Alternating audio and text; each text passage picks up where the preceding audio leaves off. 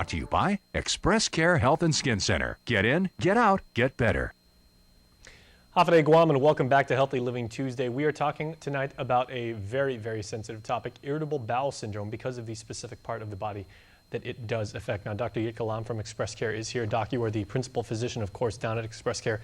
What causes IBS? Causes and then maybe effects. Okay. Well, inflammatory bowel disease is the serious, gut disorder like ulcerative colitis or Crohn's disease. These are diseases that you can actually see when you look inside the colon with a colonoscopy. You can see sort of redness or bleeding or ulceration, these things. Well, the irritable bowel syndrome is different in that there's nothing to see. If you do a colonoscopy, everything is normal inside. The guts are perfectly normal looking, but their function is disrupted. So what people experience is gas and bloating and indigestion and alternating diarrhea and constipation. So the tubes look fine, the pipes look good, but their function is disturbed. The plumbing itself. The plumbing, yeah.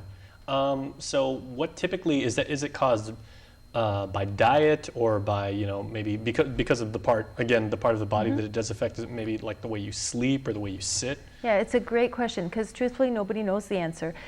We call irritable bowel disease sort of a diagnosis of exclusion, meaning that after you've checked for all the other things like ulcers and like we were talking about inflammatory bowel disease, these other serious health problems, and you look inside and everything's normal, then you say the person's got irritable bowel, and the cause nobody knows. So some things aggravate it, like stress. Certain foods for a certain person might aggravate it, but not all people are affected by the same food. And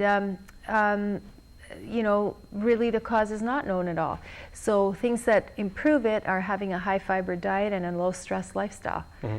Now, what foods typically, either like natural foods, like specifically like fruits and vegetables, or types of cereal are high in fiber? Oh, high in fiber. Well, we have oatmeal. You can add quinoa or bran to your cereals, to your grains. Especially bran is really good.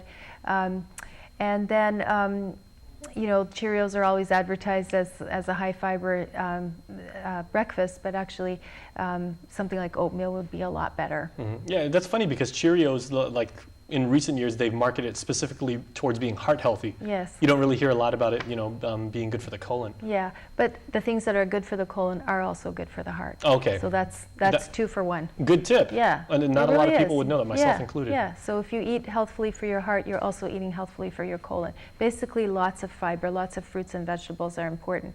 But somebody with irritable bowel syndrome, coming back to that, we'll have a lot of difficulty with foods because certain foods may be okay with them one day and not okay the other day.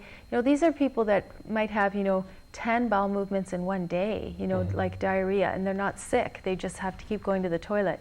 And then, a few days after that, they'll be constipated for a bunch of days. So it's very irregular and hard for them to predict.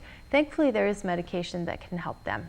Now, obviously, this wouldn't be something that's over the counter because the doctor has to diagnose you with having IBS. Yes, I mean, the over-the-counter things that help are basically Imodium if you're having diarrhea, or maybe Pepto-Bismol. But as far as like medications to kind of keep it under control, we use a variety of different drugs to help people have a more normal bowel situation and to also have less gas and pain. Now that sounds dreadful because, like you said, one day you may be extremely flatulent and, you're basically farting up a storm for lack of a more appropriate medical term. And then, the next day you may have a distended stomach because you're extremely gaseous and you're not able to get it out. One day you may be you may have diarrhea, the next day you're constipated. It's really difficult for them. And the other part of it is that, they look perfectly normal. They haven't lost weight, they don't have fevers, they don't look sick, they look perfectly fine.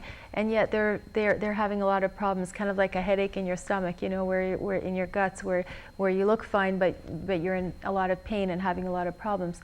So, and all their tests turn out normal. So quite often people do start labeling them as, maybe it's in your head. The funny thing also that's kind of an interesting thing is that the same hormones that we have circulating in our guts, so for example serotonin, are present in our brain. So people that have irritable bowel syndrome often will have a lot of anxiety, and they can be prone to depression and so on. So that doesn't mean that they're making it up. They truly do have these symptoms.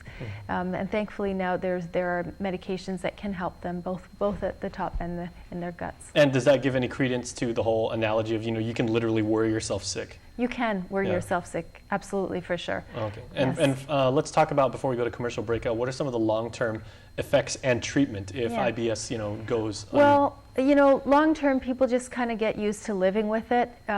Irritable bowel syndrome tends to come up in people in their 20s, in their early 30s. They're usually young adults, and they kind of are very distressed by this in the early part of the disease. For the first 2 or 3 years, they're going from specialist to specialist, having test after test done and getting nowhere. And then finally they sort of find something that will kind of work for them, and sort of learn to live with and accept their disease. And they'll also figure out what works for them, what diet works for them, what sleep pattern works for them. Coffee, probably not so great for them, like that. So over time they sort of learn to live with it. So as a physician, do you try and help them establish maybe a baseline, or just say, well, when to keep a food diary, okay, to start noticing what things make you worse. Does stress make you worse? Does stress make you better? Does drinking certain teas or juices, does that make you worse or better? And you can also have allergy testing done for foods, which is a simple blood test, and that really helps a lot of people. Like we were talking earlier, there are many people who are lactose intolerant, who are gluten sensitive. So that's a substance that's found mostly in wheat. So if they find out that, okay, I have these other allergies also in addition to my irritable bowel, at least if I stay away from those foods, my problems will be less. I will feel better. All right. So. Okay, well, we will be back in just a moment. We have more questions